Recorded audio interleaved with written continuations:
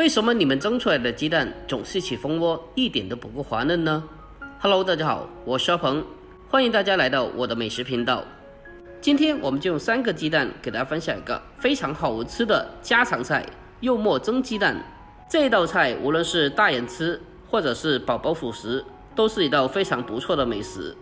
今天在这里，我就毫无保留的分享给大家，让你们在家里也能做出嫩滑可口的柚末蒸蛋。首先，我们先准备一块新鲜的猪瘦肉，把瘦肉清洗干净以后，放在案板上进行改刀处理一下。先把它改刀切成厚片，接着再将其切成长条。紧接着，我们再将它改刀切成薄片。在切分的过程中，我们尽可能的把它切得越薄越好，这样的话更加方便我们后续将猪肉改刀剁成柚末。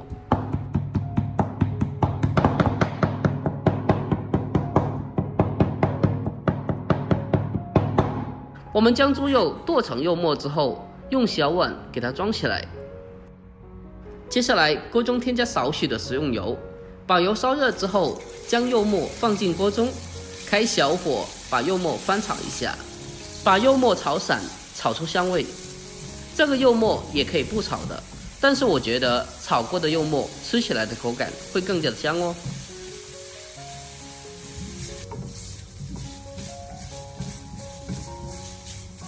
我们将柚末炒出香味以后，接着再沿着锅边添加少许的料酒，酒在挥发的同时，能达到很好的去除猪肉的腥味。然后再继续的用锅铲给它简单的翻炒几下，最后把柚末炒熟以后，先给它盛出来，装在碗中备用。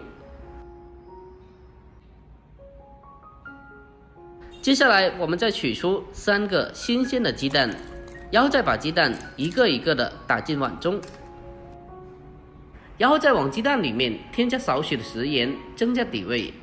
盐的话不需要太多的，少许的味道就可以了。添加少许的食盐，不但能够增加鸡蛋的底味，而且还可以促进蛋液的凝固。然后再用筷子把鸡蛋同一方向快速的进行打散。我们将鸡蛋彻底的打散以后，接着我们再往里面添加1.5倍的温开水，然后再用筷子将鸡蛋液不停的同一方向进行打发，让里面的清水和蛋液充分的融合在一起。把鸡蛋液充分的搅拌均匀之后，接下来取个干净的蜜漏，把鸡蛋液过滤一下。经过过滤以后，蛋液会变得更加的细腻，而且大部分的泡泡已经是隔掉了。最后再用勺子把残留的泡泡撇除干净。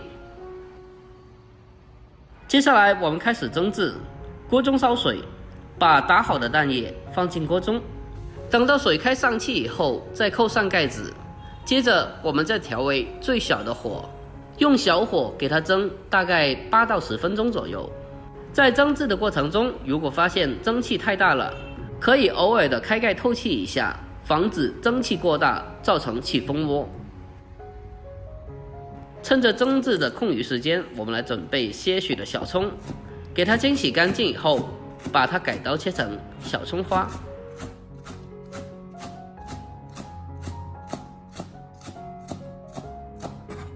把葱花切好之后，先用小碗给它装起来备用。鸡蛋用最小的火蒸了8到10分钟以后，我们打开盖子来看一下，用手给它轻轻的晃动一下，鸡蛋好像果冻一样轻轻的晃动，那么就代表鸡蛋的内部已经是完全的熟透凝固了。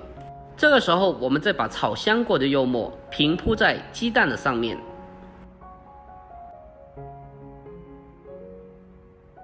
最后我们再把预留出的少许蛋液倒进来。很多人会想问，这个炒好的柚末为什么要分开来放呢？因为柚末如果直接的和鸡蛋液搅拌在一起的话，柚末它是沉底的，那么蒸熟以后它就看不到多少柚末了。最后再次的放进蒸锅里面，把上面的鸡蛋液蒸至成熟凝固。A few moments later， 2分钟以后，我们打开盖子来看一下，哇塞，真的是太香了！这时候的鸡蛋已经是完全的成熟凝固了，我们给它取出来。接下来我们再往里面添加少许的香油或者是花生油，然后再用勺子给它涂抹一下，将它涂抹均匀。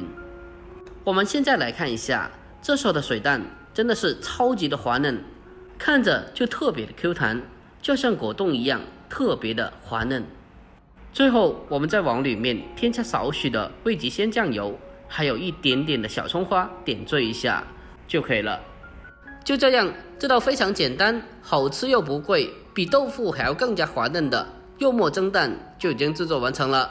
接下来就可以美美的开吃啦。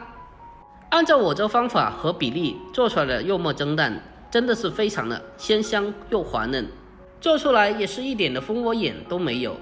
其实造成起蜂窝眼有2个原因，第一，因为火候太大了，所以我们需要开小火给它慢慢的蒸，这样的话就不会起蜂窝了。第2个原因就是蒸制的时间过久，造成鸡蛋过熟，也是起蜂窝的。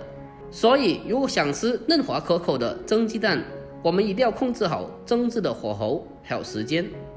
如果您也爱吃蒸鸡蛋的话，那么可以收藏起来，改天不妨试做一下，保证你也能做出比饭店里面那么好吃的蒸水蛋。好了，今天视频就到这里，喜欢的记得点赞关注、留言并转发哦。我每天都会更新不一样的家常美食，我们下期再见吧，拜拜。